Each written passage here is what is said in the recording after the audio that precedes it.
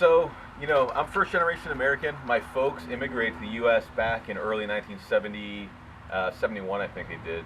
And it's kind of a neat story. It was like a typical coming to America. Um, you know, Married with a 1 year old kid, two suitcases, and $250. That's all they came to the States with. Luckily, my uncle had immigrated out about a decade earlier, so at least they knew kind of where they're coming, who they're coming to see. But they landed. Next day, they both had full-time jobs, and they kind of busted their butt.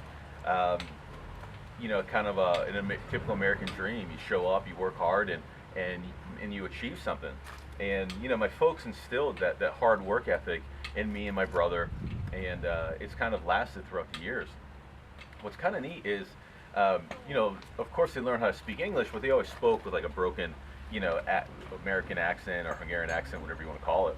And um, I think I only started learning English when I went to kindergarten. That's when it was. So of course I learned some English through like cartoons, but my daily life was in Hungarian. So English is kind of like my second language, and of course that's just how it was. And growing up at home is kind of cool. So growing up in a foreign home, it's just a little bit more interesting.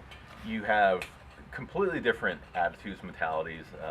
You always have like Hungarian music playing, which is very happy music, kind of dance music. I guess you could kind of compare it to some of the Mexican like folk music and things like that. And my mom would cook every day, so every night we'd have proper full cooked meals. She worked a full time job, but she still come home and cook a proper meal for us. Soups, some great Hungarian meals. Hungarian goulash, which is the best, which is nothing like the Campbell soup version in the can from the grocery store. That is completely wrong. The real Hungarian goulash is pronounced gulyás, actually, is an awesome stew. That's one of my favorites. And kind of growing up in that atmosphere was always really interesting, and it was always a different perspective.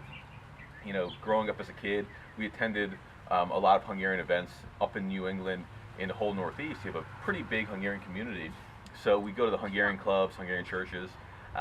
Of course, got to do some good old-fashioned Hungarian dancing and kind of get along with that whole thing. And that's what I kind of miss. Being down here in Texas, we really don't have a big Hungarian community, and I think I've met like three people that are Hungarian down here in Texas, and I kind of miss the fairs, the picnics, the clubs, all that cool stuff that was up there. And I definitely in the future want to take my kids up there, just so that they learn a little bit about that. But yeah, it's definitely interesting growing up in a I call it an immigrant's home. Completely different and a lot of fun.